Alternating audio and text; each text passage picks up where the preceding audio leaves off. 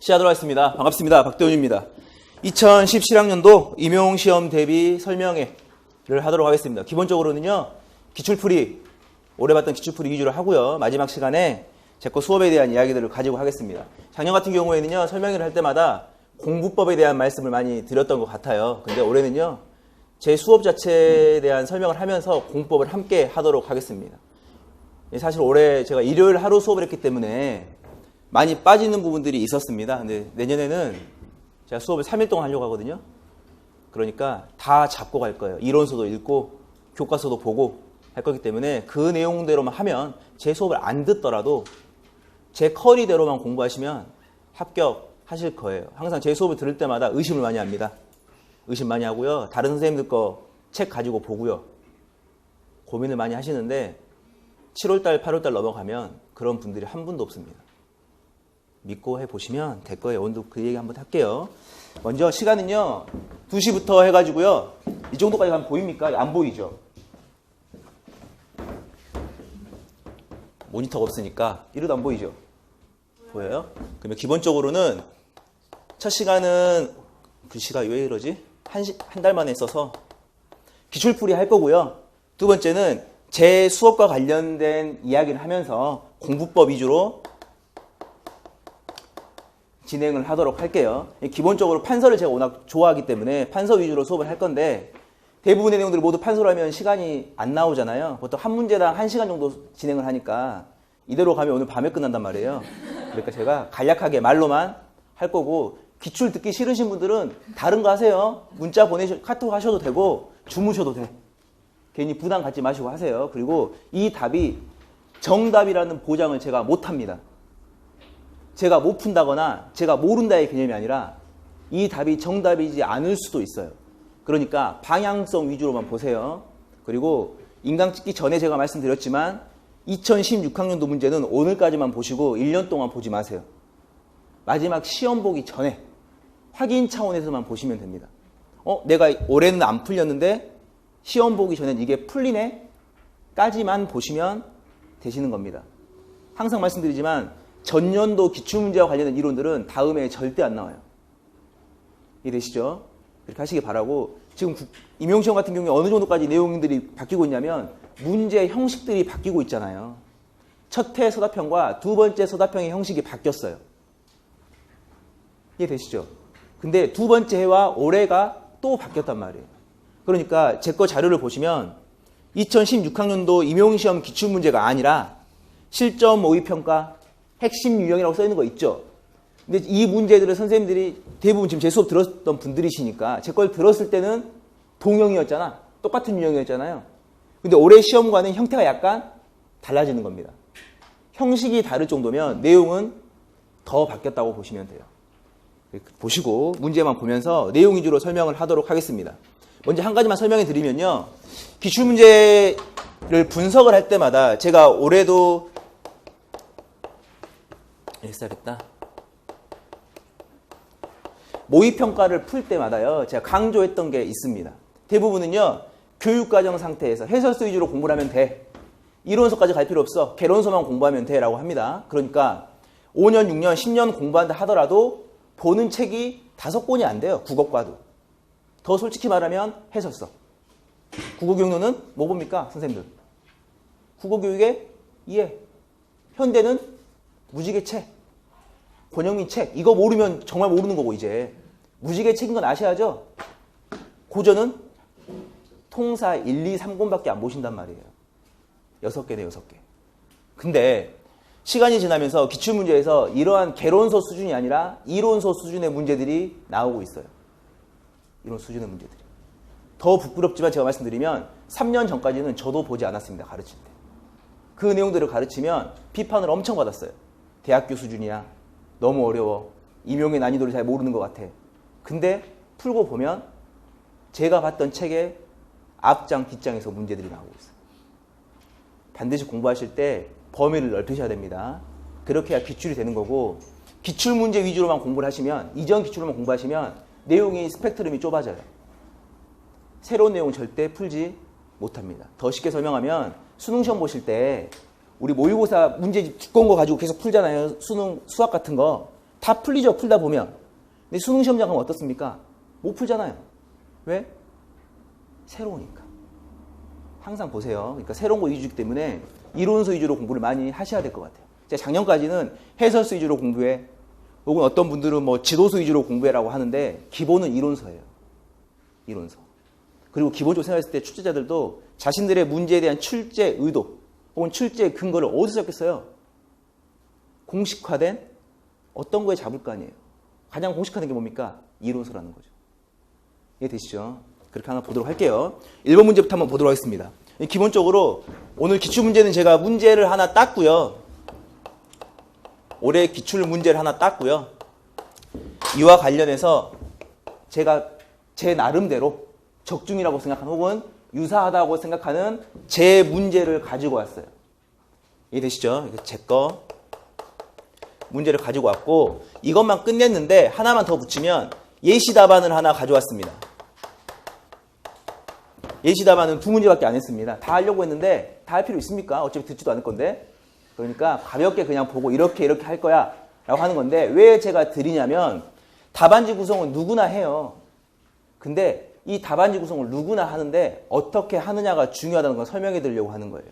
예를 들면 문학 같은 경우에 기입형 문제가 나왔어. 이 기입형에 대한 답은 누구나 구하죠.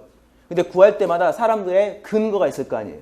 어떻게? 예를 들면 지연이는 원래부터 문학을 잘해. 보면 어떻게 풀어?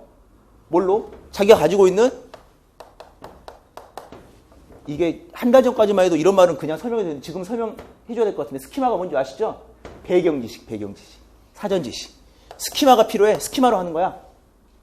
그렇죠? 나문이는 문학을 잘 못하는데 쟤는 뭐라고 할까? 뭐가 있을까 제가? 신이 있어, 신. 제가 어떤 동자신을 믿어. 장군 신을 믿어. 그러면 답을 쓸 때 뭘로 쓰는 겁니까, 쟤는? 접신을 하는 거죠, 접신. 이해되시죠? 그러면 이 아이만의 스스로의 접신으로 해. 그렇죠. 이게 스키마가 될 수도 있겠지만. 누구랄까? 하면 누굽니까? 슬기는 뭘로 해야지? 슬기는 학교 다닐 때 공부를 잘했어. 자기가 가지고 있는 고등학교 샀던 자습서로 해. 가능하죠? 어떤 아이들은 개론서에서 찾을 수도 있겠죠. 그렇죠? 근데 이런 경우도 있잖아. 유진이는 고전문학이 전공, 유진이 안 왔네? 왔네? 다른 거 하더라고요. 저 누구지? 저 남자 누구지? 는 남자가 아니네. 유진이는 대학원 다닐 때 전공이 고전 문학이었어. 근데 문제가 나온 거 보니까 내가 유충년 전을 전공을 했는데 유충년 전이 나왔네? 그럼 뭘로 하겠습니까? 자신이 썼던 논문을 쓰는 과정에서 참고했던 논문을 가지고 오겠죠. 이해되시죠? 그럼 자신이 가지고 왔던 것들 중에 어떠한 논문을 가지고 답안을 구성한다고 합시다. 이렇게. 그럼 이때 이들의 답이 모두 하나로 갈 수도 있겠죠. 왜? 그 내용이 나의 스키마 속에 들어있을 수도 있으니까. 그 내용이 정말 동자신이 점지해 줬을 수도 있으니까. 그 내용이 자습서에, 개론서에, 논문에 있을 수 있기 때문에. 근데 문제는 뭡니까? 한 문제만 가지고 볼 수가 없는 거잖아요. 한 문제를 가지고 봤을 때는 5개 중에 어떤 게 맞는지를 모르지만 그게 한 문제가 10문제, 100문제가 넘어갈수록 어떻게 되는 겁니까? 근거가 명확할수록 답안이 정확해질 거 아닙니까? 그럼 이 중에 가장 근거가 정확한 게 무엇이냐를 보시는 거죠. 이해되시죠? 어떤 거겠습니까? 당연히 개론서나 이론서나 논문이 될 수밖에 없을 거 아니에요. 당연히 동자신이 정말 신이 있다면 모르겠지만 동자신이 찝어주는 거는 확률이 낮을 수밖에 없잖아요. 이해되시죠? 이 과정에서 답안 작성을 할 때 선생님들이 어떻게 공부를 해야 되는지를 제가 예시 답안으로 넣어드린 거예요. 제 이야기는 하나도 없어요. 그리고 제가 원래 예시 답안을 할 때는 참고 문헌을 가르쳐주지 않습니다. 여기서는 한번 넣어봤어요. 이 내용이 어떻게 답안지와 연결이 되는지 그거를 제가 굳이 입 아프게 하지 않아도 선생님들이 모두 다 대학교 이상의 수준의 능력자시들이시기 때문에 아마 이렇게 공부하면 되겠구나를 아실 겁니다. 이거는 토론의 대상이 아니야. 답안지는 토론 대상이 아니죠. 맞고 틀리고밖에 없더라. 볼게요. 국교론 하나와 문학 하나만 제가 따왔는데 1번부터 보면서 한번 이야기하도록 할게요. 보세요. 1번. 전공 A 기평 1번입니다. 제가 좀 시간이 없어가지고 오타들이 좀 있어요. 알아서 감안하시고 보세요.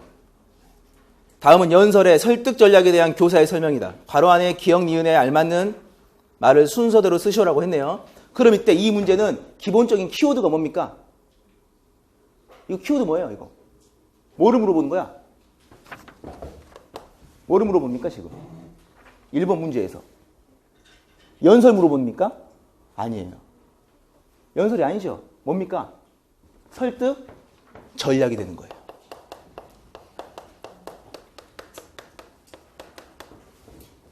이해되시죠? 설득 전략이 나왔네. 그럼 이때 설득 전략이 나오면 두 가지를 생각하실 필요가 있는 거예요. 공부를 하시면. 어떻게? 두 개를 끊죠, 이렇게. 첫 번째는 무엇? 설득이란 무엇인가? 설득의 개념을 가지고 있어야겠죠. 그렇죠? 설득의 개념이 뭡니까? 나의 어떠어떠한 말이나 어떠어떠한 행동을 통해서 내가 의도했던 행위나 생각을 상대방이 받아들일 수 있도록. 이해되시죠?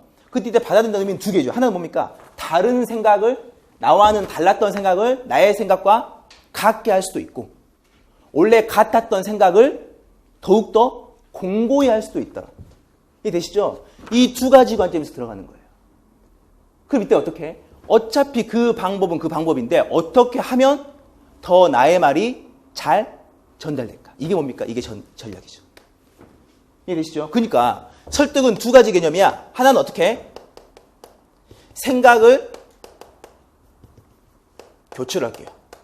교체하거나 교육 같은 용어는 교체할 수 있거나, 두 번째는 상대방의 생각을 어떻게 해? 강화시키는 거죠. 용어로서. 이해되십니까? 두 번째, 전략으로 했을 때 전략의 가장 특징이 뭐예요? 전략은 효율성이잖아요. 효율성. 어떻게 하면 더욱더 효율적일 수가 있을 것인가? 근데 이 효율성의 특징이 뭡니까? 하나는 뭡니까? 효율성의 의미가 뭐예요? 하나는 얼마나 더 쉽게, 편하게, 용이하게. 첫 번째는 용이성이죠. 이해되시죠? 얼마나 쉽게 내 생각을 전달할 수 있는가. 두 번째 뭘까? 두 번째는 뭘까요? 얼마나 더 정확하게 내 생각을 표현할 수 있을까.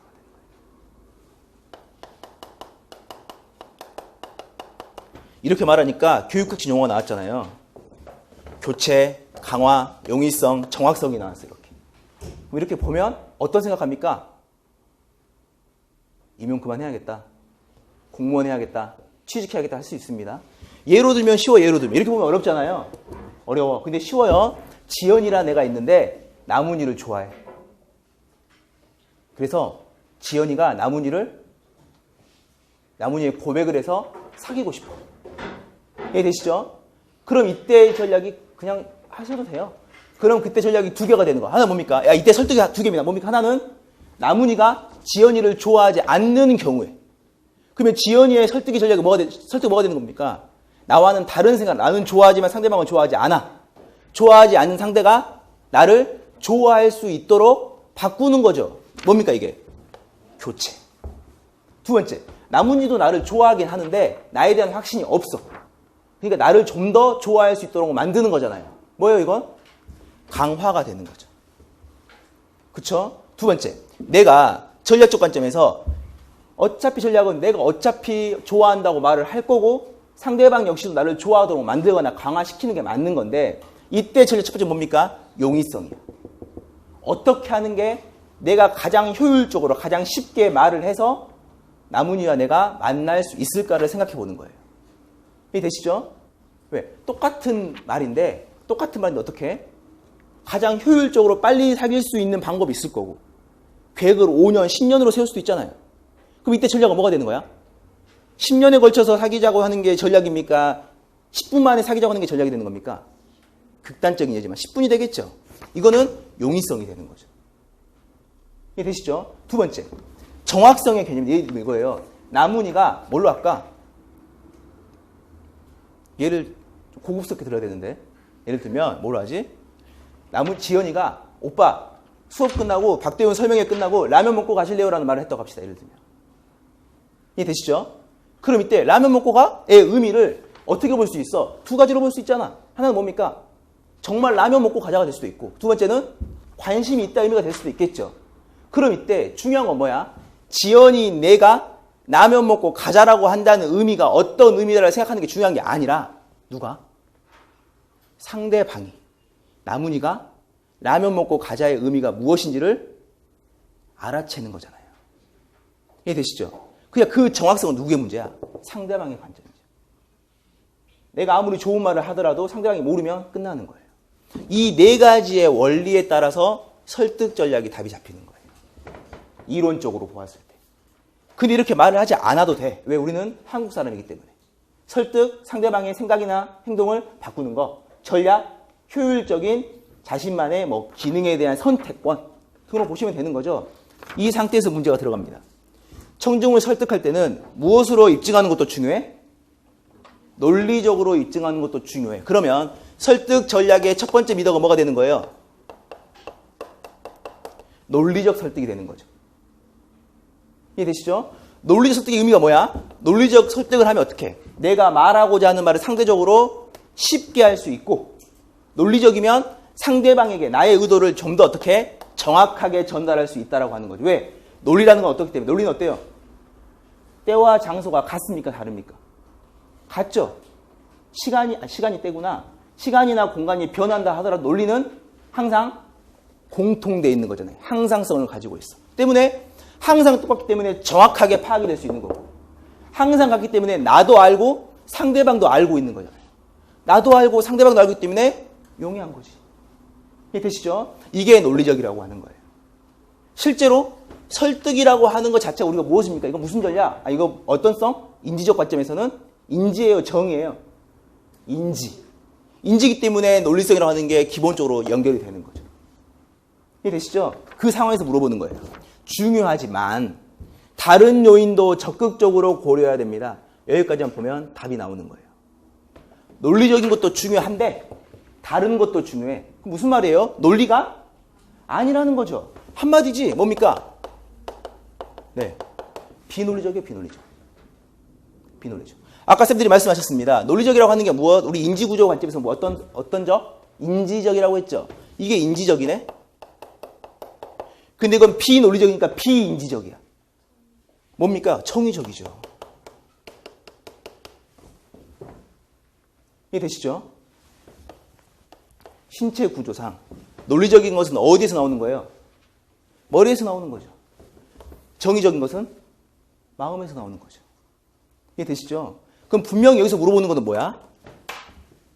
비논리적, 정의적 활동을 물어보고 있구나. 어디에서? 설득 전략에서. 이해 되시죠?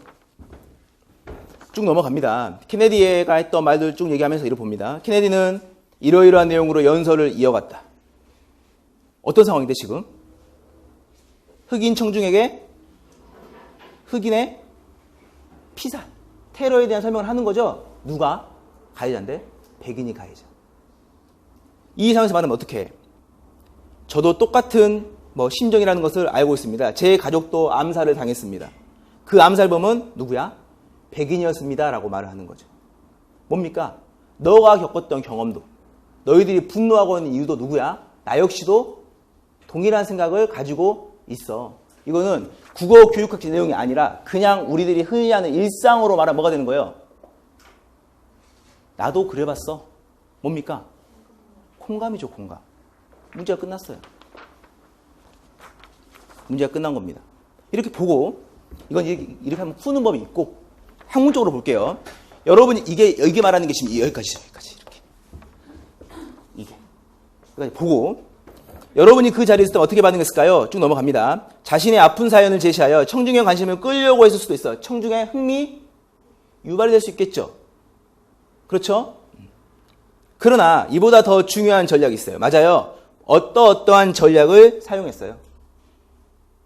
이것은 아리스토텔레스가 수사학에서 강조했던 효과적인 설득의 요인들 가운데 무엇에 호소를 한 거예요? 라고 나왔단 말이에요.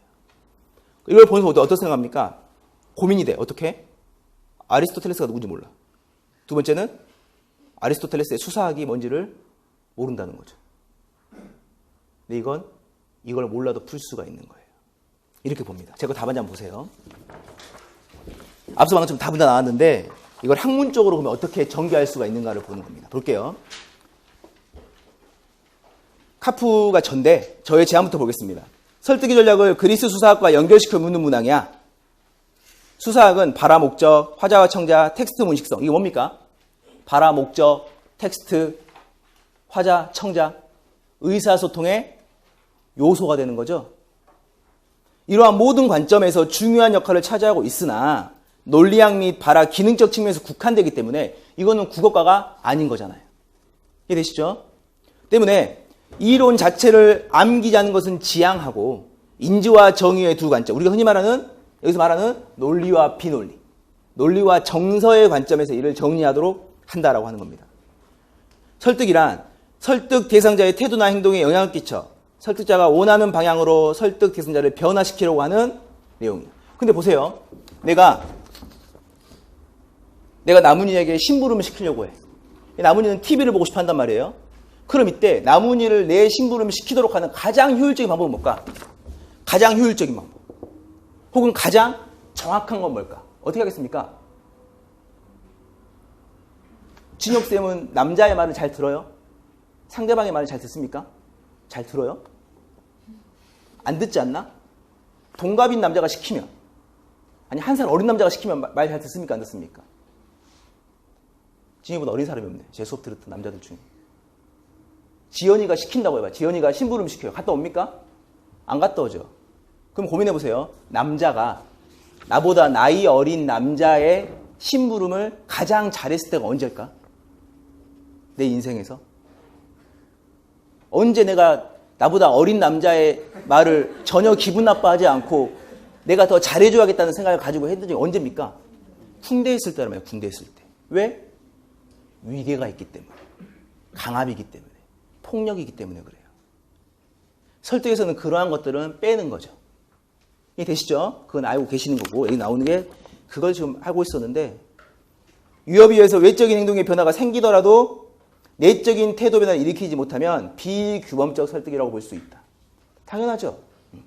이 관점에서 보는 거고, 국어교육과 관점에서 이렇게 설명합니다. 설득의 전략은 세 가지로 나눌 수가 있어. 이것부터 설명해야겠네. 화법이 나오면 화법은 요소가 세 개밖에 없어요. 기본적으로. 뭡니까? 오랜만에 그려보네. 화자가 있죠, 화자. 화자에서 누가 있습니까? 청자가 있는 거예요. 그렇죠? 화자와 청자 사이에는 뭐가 존재해요?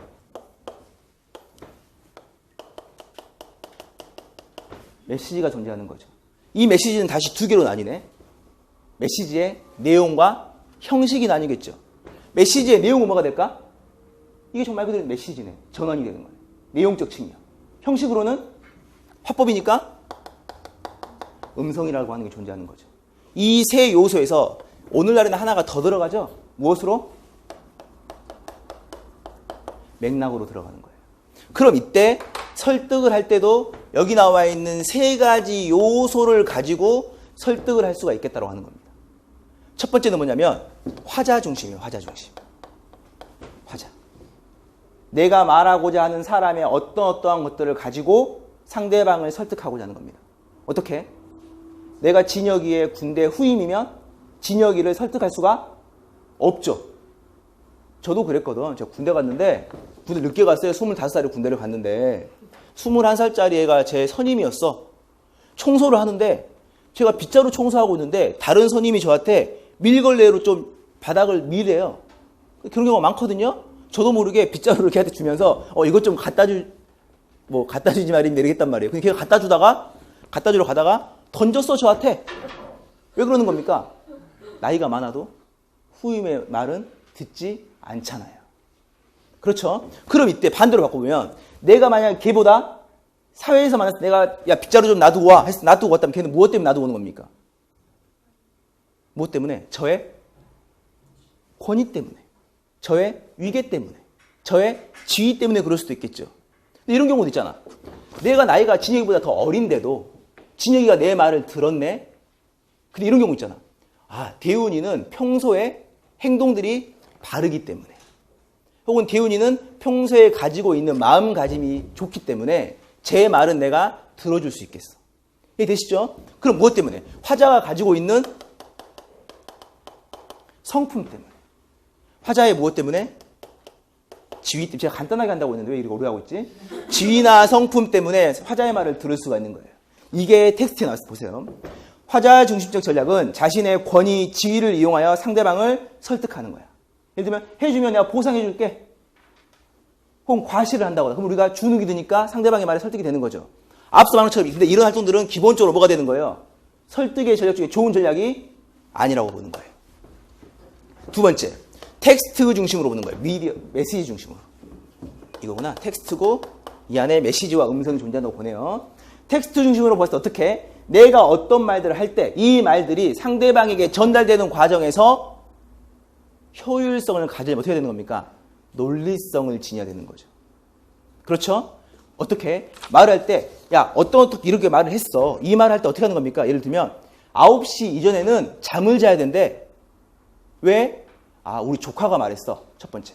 두 번째, 서울대학교 의대, 뭡니까? 내순환 내과, 순환외과 의사가 TV에 나와서 말했는데, 무슨 논문에 따라서 그렇게 한다고 하대? 그럼 왠지 어떤 말도 진짜 같이 보여요. 그렇죠. 왜? 이거는 내 권위 때문이 아니라 텍스트 안에 들어있는 어떠한 것들 때문에 그렇죠. 이게 신뢰성이냐 이런 건 딱 떠나서. 이해되시죠? 이거를 논리적으로 보는 거예요. 혹은 이게 어려우면 타당성. 세 번째, 상대방을 설득할 때 상대방의 무엇을 가지고 보는 게 좀 더 좋을까? 상대방이 어떻게? 예를 들면 어떠한 일이 있어. 근데 이 일을 꼭 해야 돼. 근데 그 일 하는 이유가 무엇 때문에 그래? 너의 이익과 관련된 거야. 혹은 너의 감정과 관련이 있는 거야. 이해되시죠? 예를 들면 군대에 다니는 군인들에게 위문 편지를 쓰라고 해요. 위문 편지를. 소린이와 유진이에게 위문 편지를 쓰라고 했네. 근데 소린이는 자기 동생이 군인이야. 혹은 자신의 오빠가 군인이었던 기억이 있어. 유진이는 태어나서 한 번도 군인을 본 적이 없어. 이해되시죠? 관련된 군인이 없어. 그러면 둘에게 위문 편지를 쓰라고 했을 때 누가 더 편지 잘 쓰겠습니까? 누가 더 신경을 쓰고 쓸까? 이건 글쓰기의 능력과는 상관이 없이 소린이가 더 잘 쓰겠죠. 왜? 자신과 친밀하거나 관련이 있다고 보기 때문에. 이건 능력과는 상관이 없죠. 이해되시죠? 이걸 정서적이라고 하는 거예요. 감정적. 이해되시죠? 그래서 국어과에서는 이걸 볼 때 두 개로 보는 거죠. 이렇게. 하나는 텍스트 중심의 메시지 중심으로 설득을 하는 전략 하나. 두 번째는 무엇? 청자들의 정서를 중심으로 감정 위주로 가는 거 하나라고 보는 거예요. 이해되죠? 다시 처음으로 돌아갈게요. 지연이가 나문희에게 고백을 하려고 해.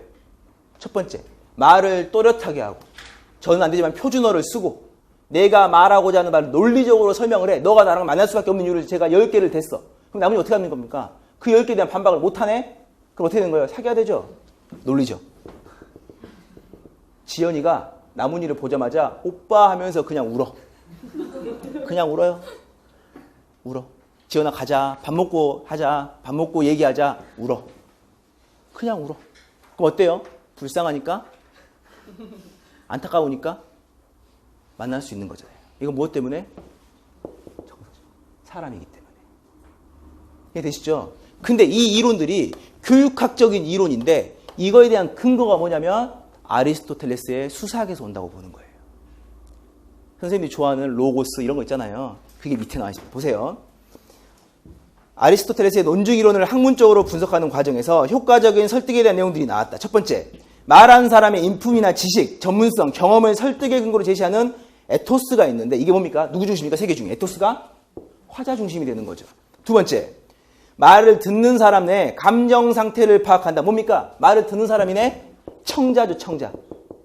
이해되시죠? 세 번째, 말을 논리적으로 타당하게 하여 합리적으로 듣는 사람 설득시키는 로고스가 있다. 뭡니까? 텍스트가 되는 거예요. 내용 똑같죠?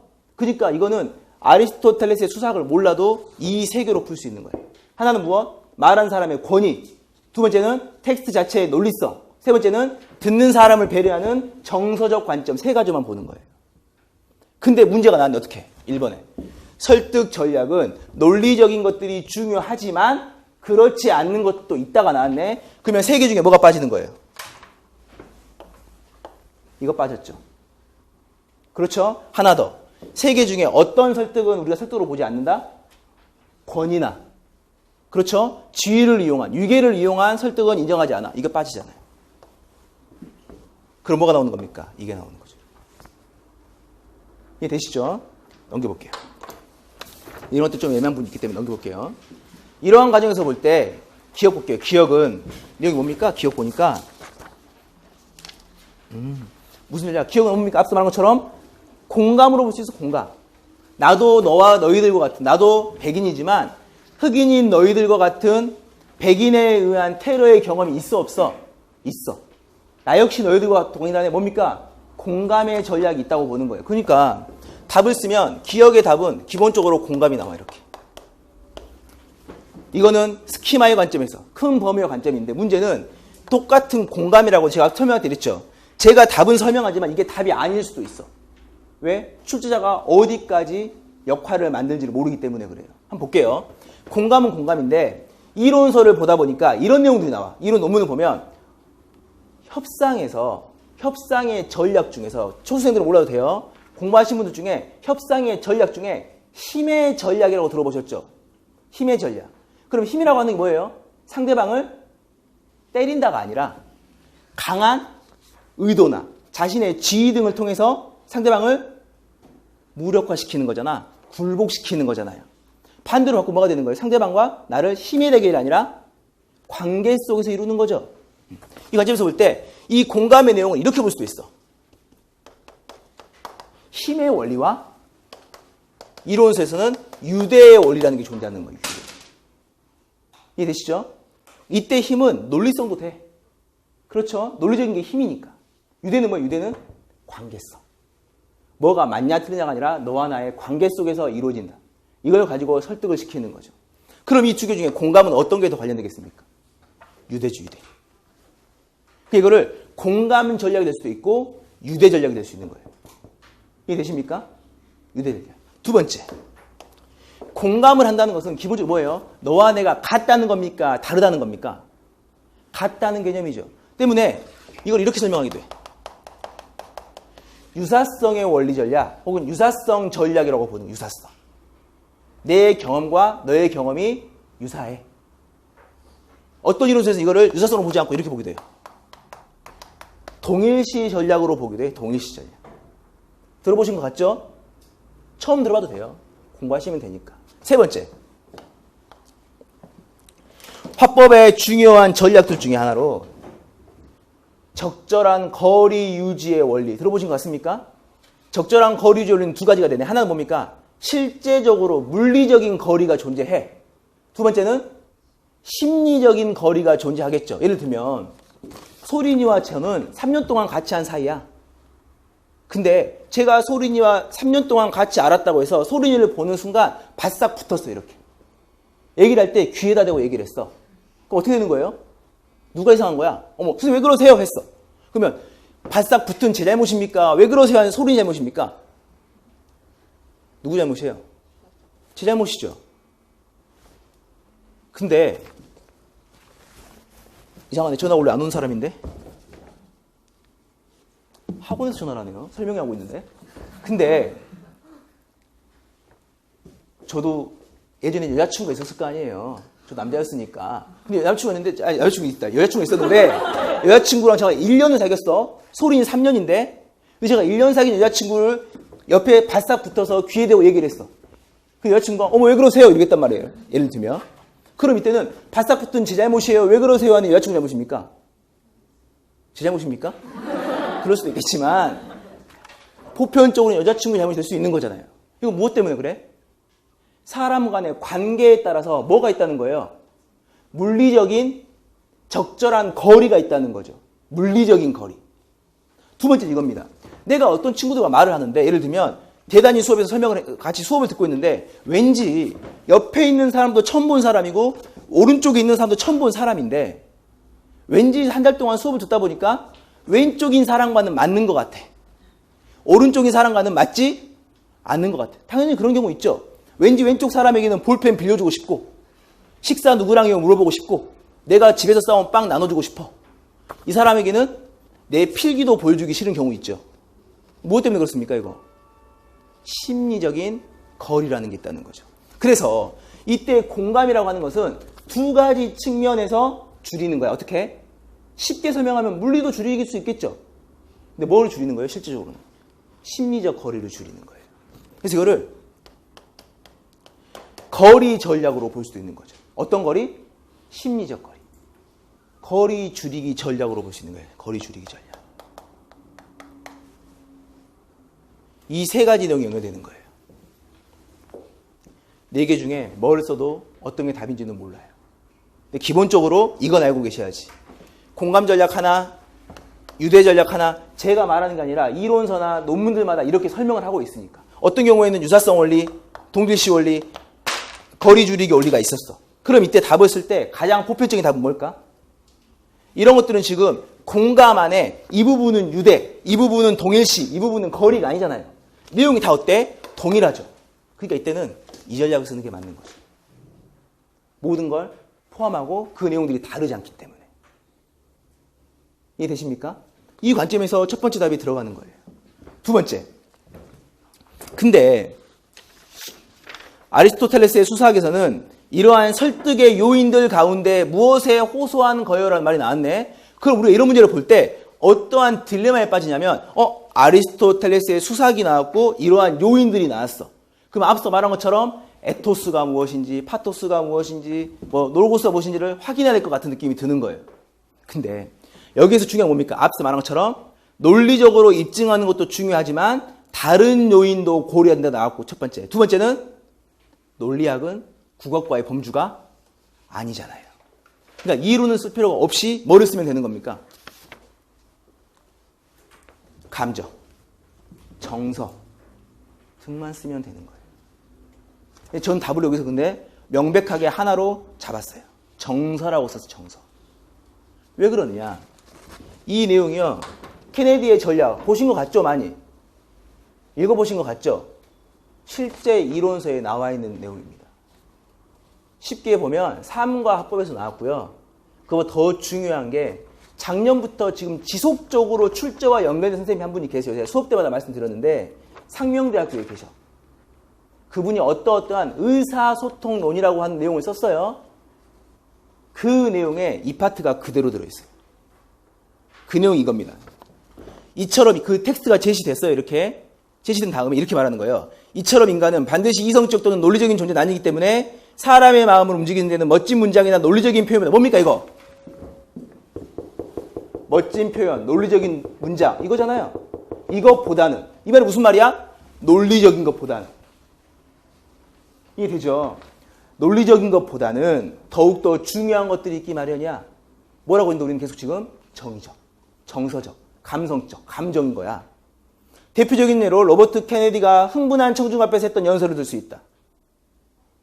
케네디는 흑인 청중들이 지닌 억울한 감정과 백인에 대한 분노를 끌어들여 그들의 무엇에 호소하였고 정서에 호소하였고 폭동은 일어나지 않았다. 이게 이론서에 그대로 나와 있는 거예요. 그럼 답을 뭐로 쓰겠습니까? 저 같으면. 이걸 모르면 감정도 쓰고 정의도 쓰겠지만 이걸 읽었으면 오픈 테스트였으면 뭐가 답입니까? 정서가 답이 되는 거죠. 이해되시죠? 이게 이론상으로 푸는 내용이 되는 거예요. 선생님 이걸 보실 때 텍스트 내용이 이렇게 나왔네. 보니까 대충 이렇게 보다 보니까 1번은 왠지 공감인 것 같고 두 번째는 정서인 것 같아. 이래도 정답이죠. 두 번째는 이러이러한 이론서에 나와 있네. 그 이론서 이름도 써놨어요. 제가. 맨 마지막에 나와 있는 거예요. 의사소통 이론. 이러이러한 이론서에 나와 있는 것들을 보고 그대로 답을 써도 정답인 거예요. 두 개 차이점이 뭡니까? 얼만큼 보편성이 획득되거냐. 공부를 어떻게 해야 되는 거예요? 이론서를 읽어보셔야지. 근데 이 이론서 어때요? 처음 본 분들 많죠? 있는지도 몰랐죠? 작년에 올해 제 수업 들으시는 분들 내용 할 때 제가 항상 말했던 동기 이론 보신 것 같잖아요. 여기서 나오는 거예요. 설득 이론 여기서 나오는 거예요. 제 모의고사 문제 볼 때 제가 논리학 설명했던 저 기억나십니까? 여기서 본 거예요. 이게 나오는 거죠. 그리고 이건 적중이냐 적중이 아니냐가 아니라 공부를 했느냐 하지 않았느냐의 관점으로 볼 수가 있는 거예요. 논란의 여지가 없어요. 이 문제는. 이해되시죠? 한번 보시면서 공부 이렇게 하시면 돼요. 이 답을 찾을 때 선생님들은 이 답을 1분도 안 걸렸을 거 아니에요. 임용시험장에서는. 저는 1시간이 넘게 걸렸네. 논문과 이론서를 4번을 읽었거든요. 4개를. 그 읽은 걸 제가 참고 문헌으로 써놨습니다. 이렇게 공부를 하시면 이 1번 답은 지연이의 답과 제 답이 동일할지 모르겠지만 다른 문제를 볼 때, 또 다른 문제를 볼 때는 제가 더 능력이 뛰어날 수밖에 없는 거잖아요. 그렇게 공부하시면 도움이 되실 건데 시간 좀 기네요. 넘기고. 이번부터 볼게요. 이때부터 쉽게 바로바로 하겠습니다. 간략하게 볼게요. 기평 2번이에요. 박 교사는 읽기 능력 진단평가를 실시하였고 이때 평가지의 일부이고 결과를 기록한 것이다. 가로 안에 기억린에 들어가는 말을 쓰시오라고 했네요. 1번 보니까 세 내용을 볼 때마다 애들이 지금 뭘 하고 있는 겁니까? 1번 문단은 높음, 두 번째 문장은 낮음, 세 번째는 보통. 뭘까 이게? 뭔지 모르겠어. 두 번째 높음, 낮음, 보통. 세 번째 높음, 보통, 낮음. 알 수가 없어요. 근데 진단 평가지의 문항을 보시면 되는 거죠. 뭐가 나옵니까? 문장이 얼마나 중요한지를 찾아라. 처음 보시는 분들은 이걸 답을 못 씁니다. 근데 공부하시는 분들은 교육과정에 이 용어가 나오죠. 뭡니까? 중요도 평정이에요. 평가한다. 중요도 평정. 뭐를 평정했어? 문장의 중요도를 평정한 거죠. 이해되시죠? 두 번째, 얘는 근데 평정이 잘못된 거야. 잘못됐으면 어떻게 되는 겁니까? 뭐를 모르는 거야? 중요한 문장이 무엇인지를 모르는 거죠. 답이 끝났어요, 이게. 여기까지만 보면 답은 맞지만 공부할 때는 내용이 많죠. 하나만 더 쓸게요. 예를 들면 이거예요. 고민해 보셔야지.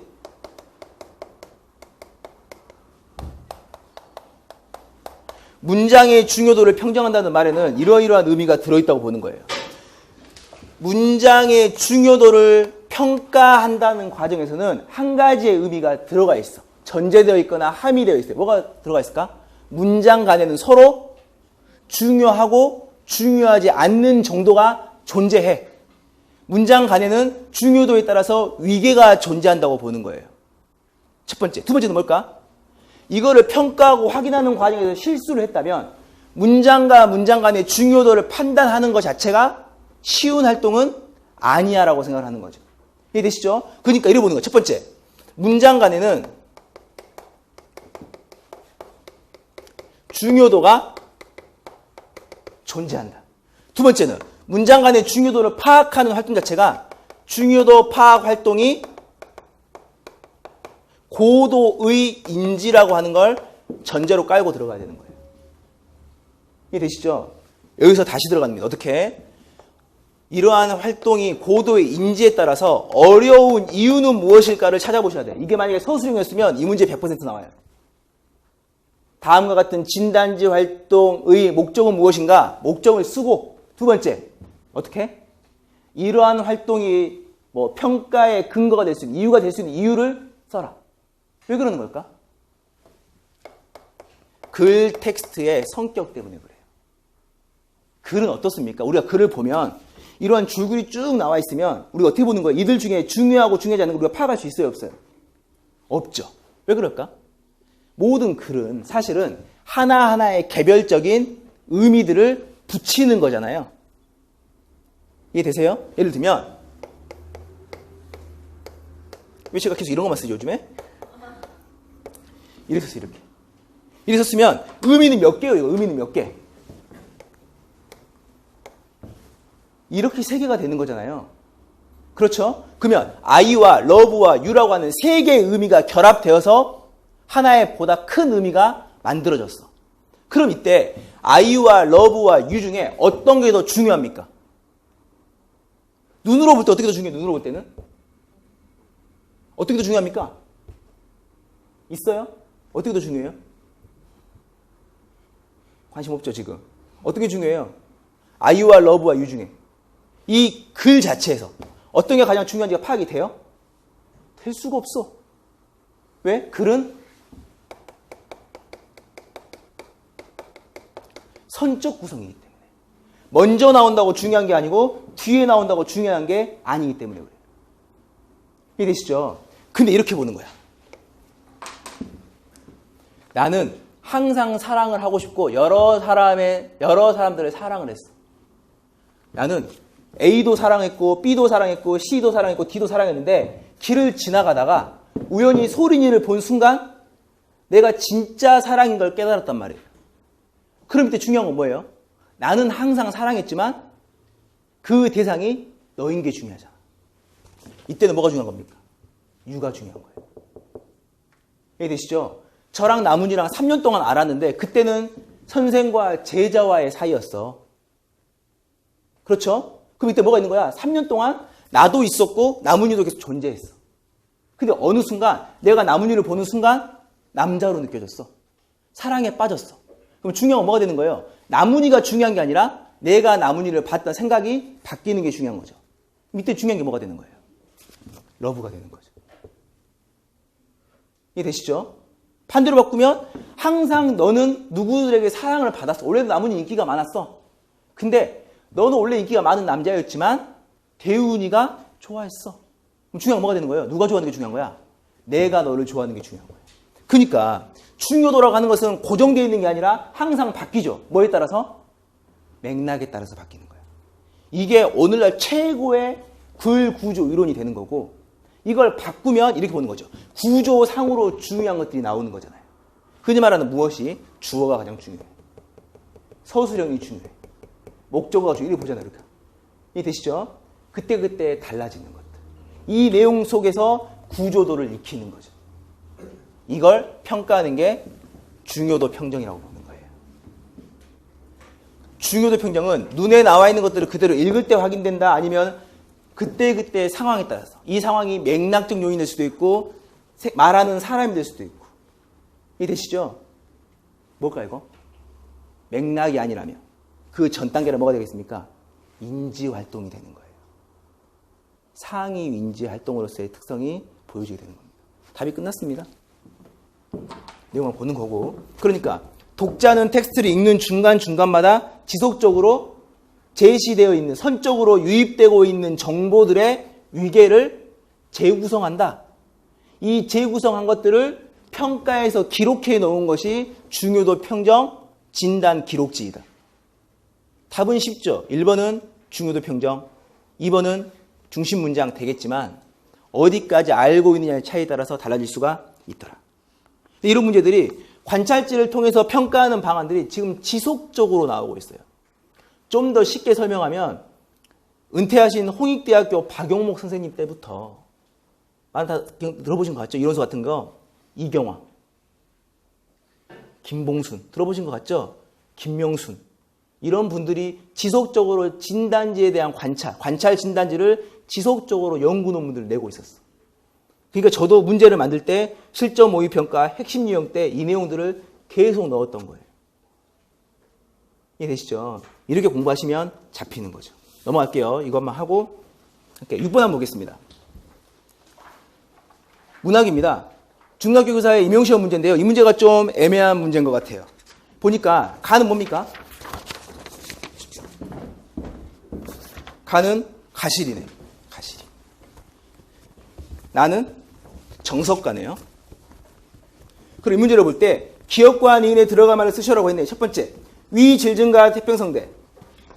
선왕성대의 논의와 아지지다는 작품 전체 내용에 비춰볼 때 관련성이 긴밀하지 않는 편이다.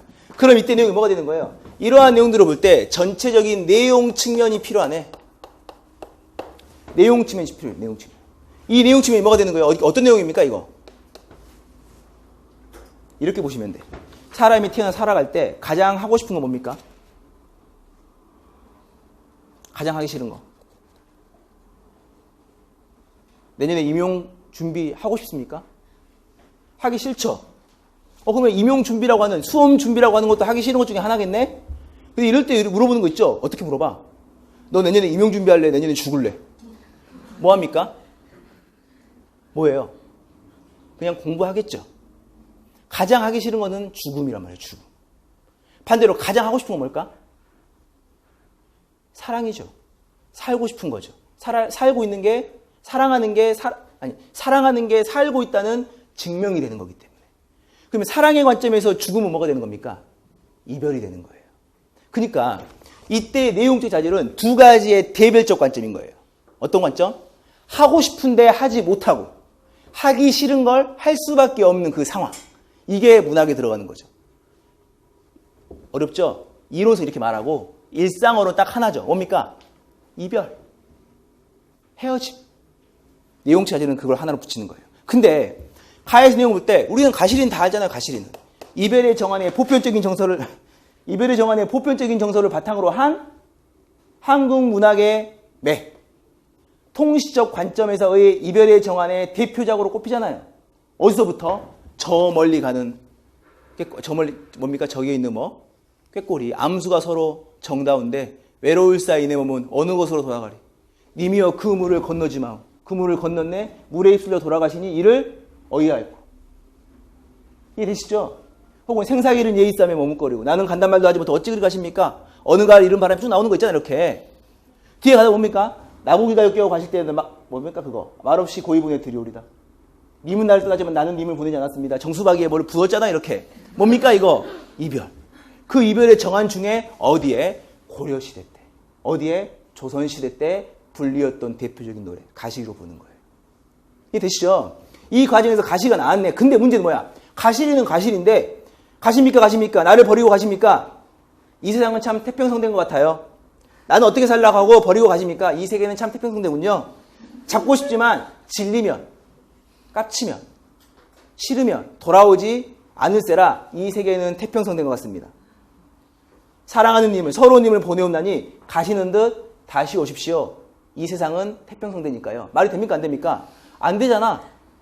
이해되시죠? 기승전 태평성대가 되고 있어. 그러니까 내용적 자질에서는 우리가 흔히 말하는 이별이라고 하는 원하는 것에, 이걸 희구라고 하는데 하고 싶은 것을 하지 못하고 하기 싫은 걸 할 수밖에 없는 슬픔의 상황, 공포의 상황 속에서 갑자기 어떻게 그것과는 별개의 태평성대라고 하는 내용들을 기원하거나 혹은 이를 즐기고자 하는 내용들이 들어가고 있어. 이거를 좀 더 어려운 말로 했을 때 이런 말을 써요.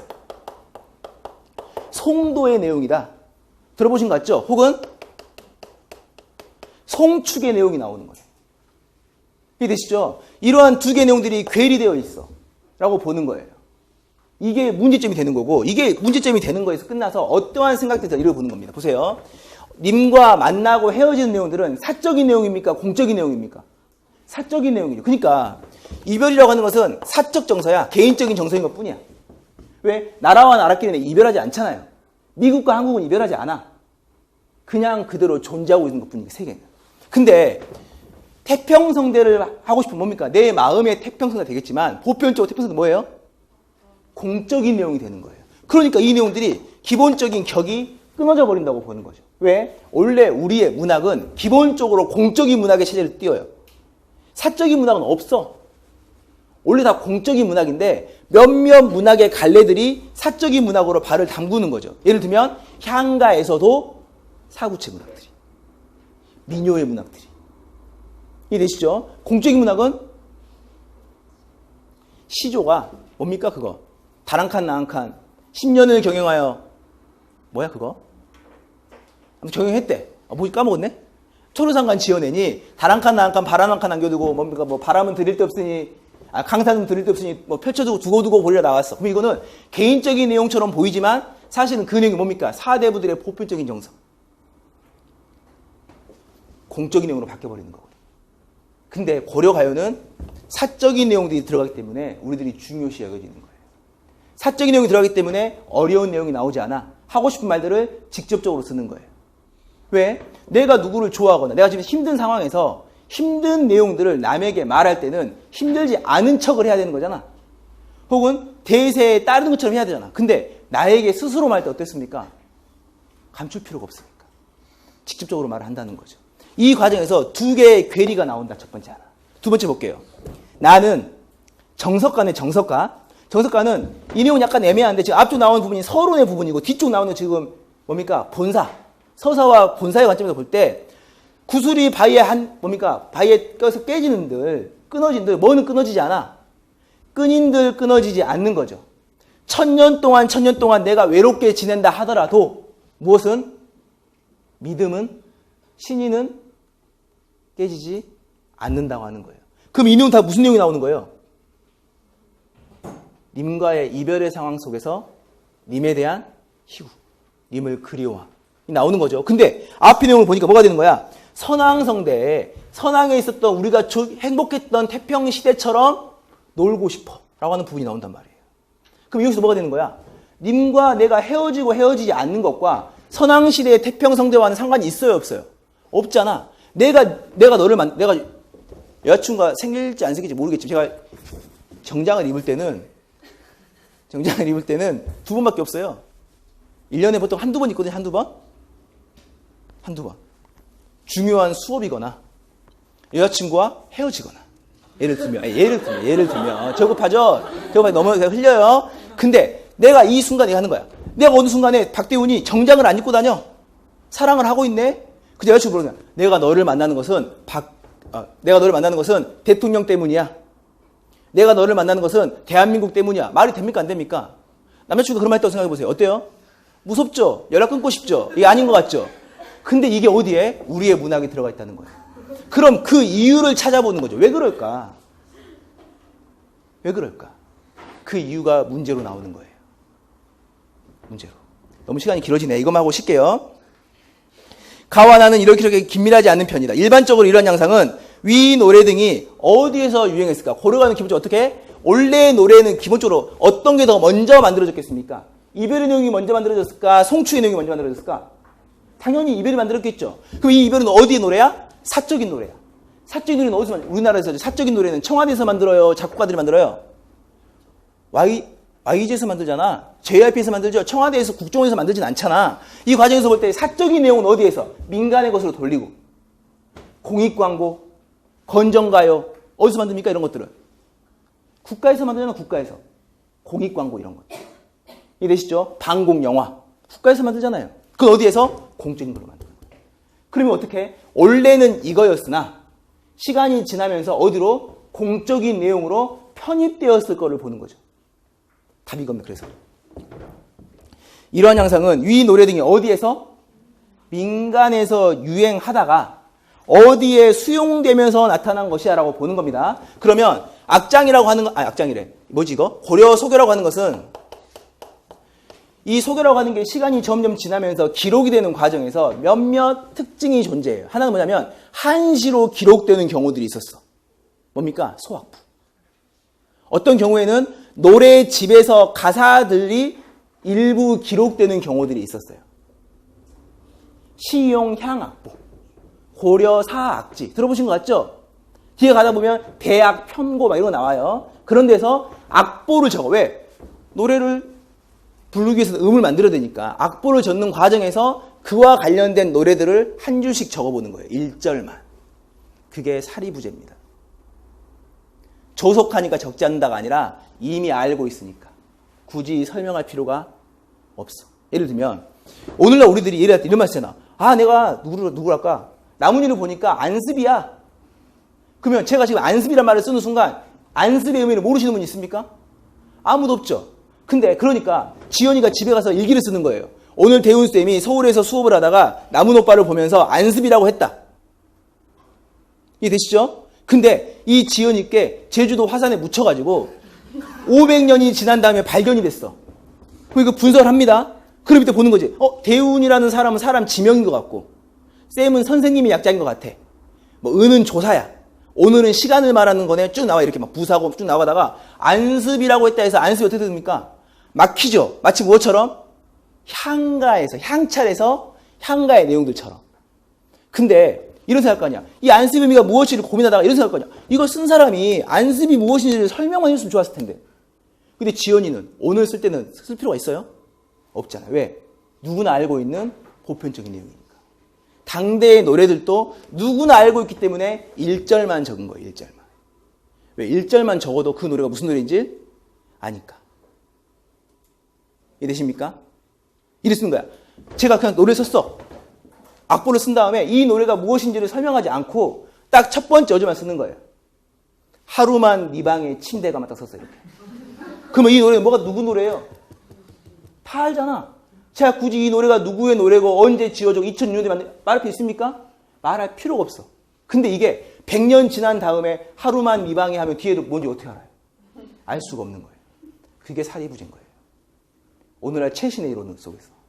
이 과정에서 보는 거죠. 그럼 보니까 맨 처음에는 고려 소교가 우리들이 지금 불러진 노래들은 민간의 노래들이 전해지지 않아. 왜 그러냐면 우리들이 알고 있는 아리랑 노래 있죠. 아리랑. 이 아리랑이 18세기 후반에 만들어진 걸로 생각이 되거든요. 겨우 200년밖에 안 됐어요. 한민족이 대표 노래지만 200년밖에 안 됐네. 근데 이런 관점에서 볼 때 이때 노래들은 기본적으로 1100년대까지 넘어가 버린단 말이에요. 12세기 초반까지. 그러면 그때의 노래들이 지금까지 1000년 동안 있을 수 있습니까? 없잖아. 왜 없냐 보세요. 제가 학교 다닐 때 최고의 인기 가수가 보세요. 슬기야. 학교 다닐 때 최고 인기 가수 누구야? 어머, 이어폰 듣고 있어. 최고 인기 가수 누굽니까? H.O.T. 유진이는? G.O.D. 그때는 뭡니까?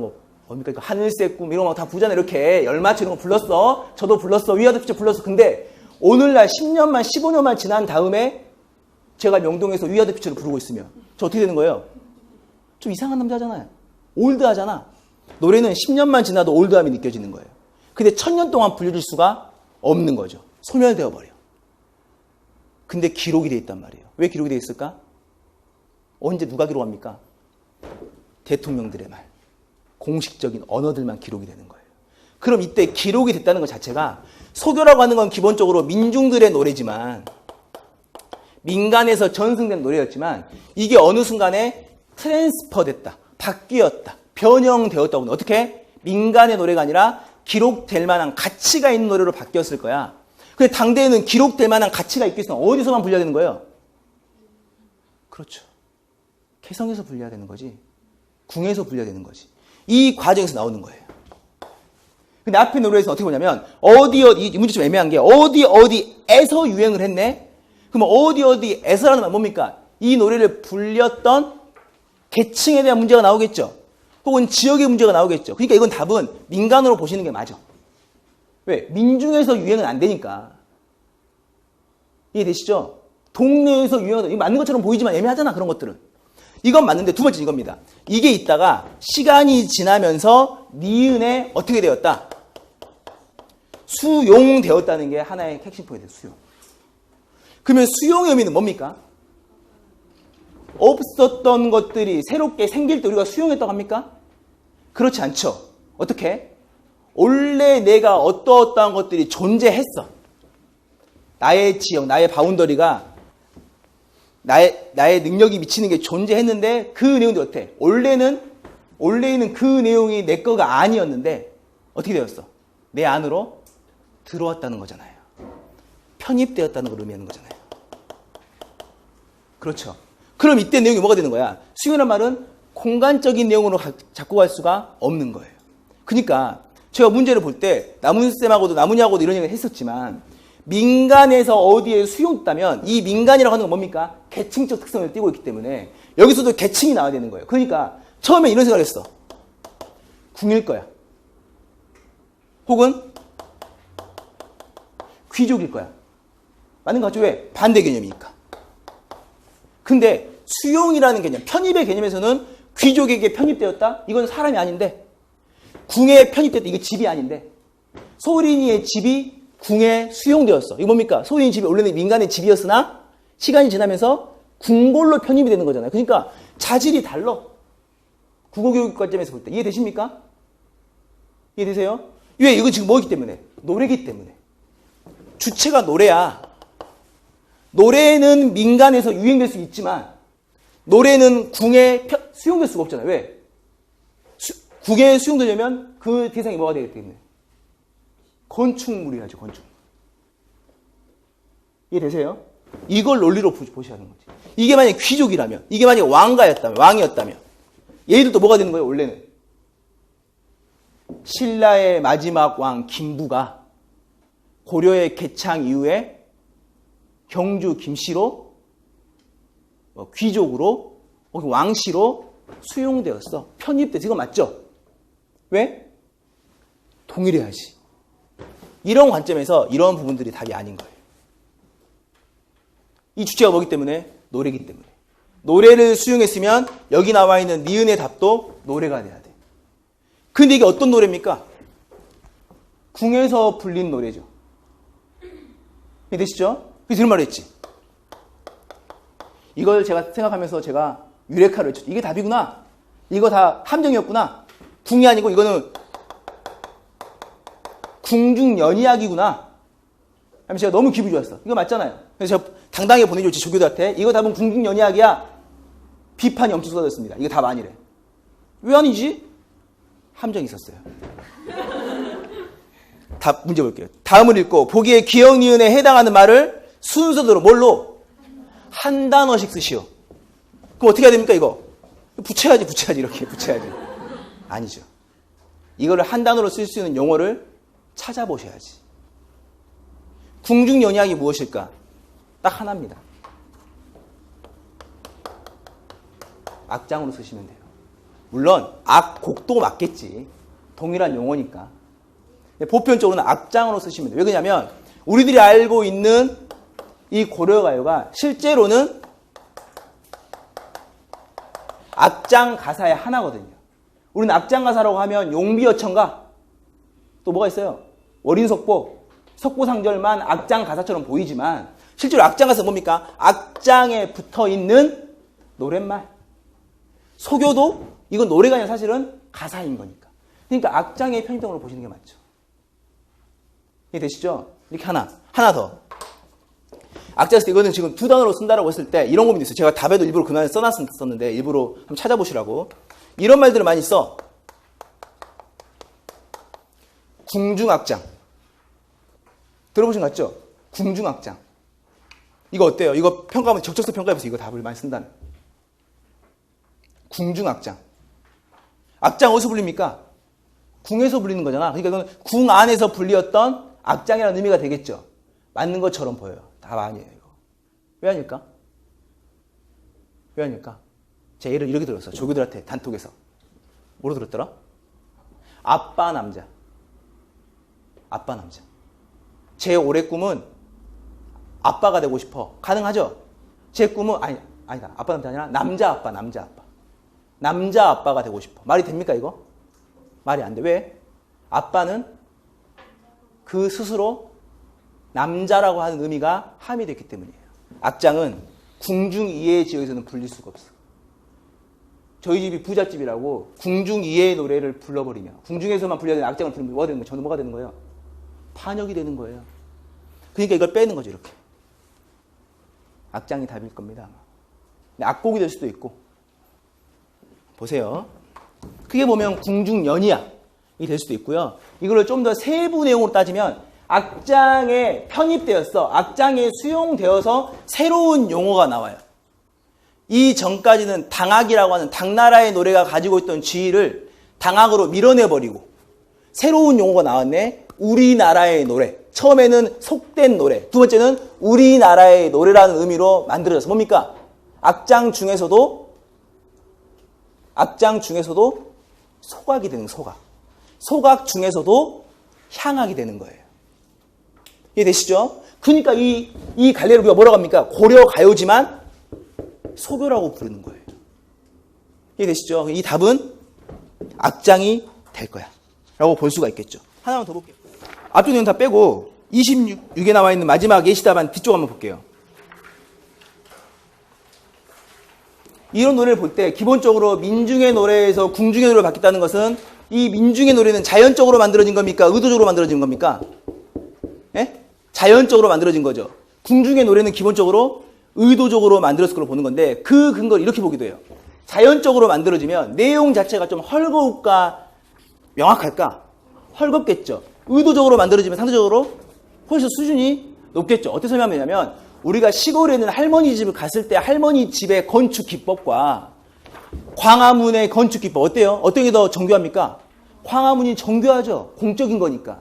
이 과정에서 볼 때 헐겁고 헐겁지 않는 것을 여음구로 평가를 하는 거예요. 왜? 정교하다는 것은 노래 양이나 노래의 숫자나 음가나 가사의 자수나 동일하다고 보는 거고 이게 헐겁다는 것은 뭡니까? 없는 부분을 채워 넣어야지. 이해되시죠? 이런 과정을 보는 건데 내용만 볼게요. 두 작품은 모두 의도적 창작이라는 공통된 특성을 보이는데 고려 중엽 이전부터 민간사회에 형성되었던 민요적 노래가 궁중악장, 이걸 제가 문제 달려있는데 이거 쓰면 안 돼. 이렇게 말이 나왔기 때문에 쓴 겁니다. 일부러. 차용되는 과정에서 보다 정교하게 악곡과 노랫말의 조합을 통해 재창작되었음을 나타낸다. 이는 전체 내용과 무관한 앞선 두 작품의 두 여음구를 통해서도 혹은 후렴구라고 볼 수 있고 확인될 수 있는데 이별이라는 결핍의 상황과 무관한 송도, 송축의 내용이 삽입되어 있다는 점에서 궁중의 노래로 편입되었을 것으로 학계의 통설이 되었다. 이해되시죠? 보고. 근데 이러한 이론이 사실은 애매한 부분들이 존재합니다. 뭐가 존재할까? 두 가지 문제점이 생겨요. 다시 볼게요. 이 노래를 우리들이 처음에 뭘로 봤습니까? 이별의 노래로 봤죠? 이별의 노래는, 선생님 뭐라고 했어요? 이별의 노래는 공적인 노래라고 했어요? 사적인 노래라고 했어요? 사적인 노래라고 했죠. 근데 문제는 공적인 노래를 부르는 혹은 공적인 공간 속에 살고 있는 공적 집단의 사람들도 그 스스로는 뭐가 되는 겁니까? 사적인 인물이 되는 거잖아요. 이해되십니까? 대통령이라고 해서 애국가만 들어야 됩니까? 그렇지 않죠. 대통령도 개인적인 생각이 있고 삶이 있을 거 아니에요. 이 과정에서 비판을 받는 거예요. 어떻게? 이 노래가 사적인 노래에서 공적으로 간 게 아니라 처음부터 어떻게 만들어진 거야? 공적인 공간에서 공적인 목적을 위해 공적인 의도를 바탕으로 만들어진 거야. 다만 그 내용이 무엇이야? 사람이라면 보편적으로 사랑과 이별의 노래에 관심을 가질 수밖에 없기 때문에 이별이라고 하는 내용적 자질이 들어간 것뿐이야. 이해되십니까? 이게 반론이 되는, 이게 논술형에 나왔으면 이렇게 나오겠죠. 하나가 더 있어요. 뭐냐면 고대 가요나 향가나 고려 소교 같은 경우에 항상 제기되고 있는 이러한 이론의 문제점이 있습니다. 뭘까? 작품 수가 없어요. 고려가요 14수밖에 없어요. 전체로는 100수가 넘지만 이러한 내용적 자질을 가지고 있는 것은 14개밖에 안 돼. 고려 소교 같은 경우에. 향가 25수밖에 없습니다. 항상 말하지만 시조는 6,000개. 가사 6,400개예요. 1930년대 때 조윤재 선생이 자기가 찾은 것만 그거란 말이에요. 찾은 것만. 그러니까 시조나 가사 같은 경우에는 작품 수가 부족하기 때문에 타당성 결여돼 없어. 이해되시죠? 근데 이런 작품들은 항상 존재하고 있더라.까지만 보시면 되는 거죠. 답은 이를 근거로 기억과 이해는 각각 민간과 악장을 보편적 답안으로 제시할 수 있다가 나오는 거고 참고 문헌은 4개가 나오는 겁니다.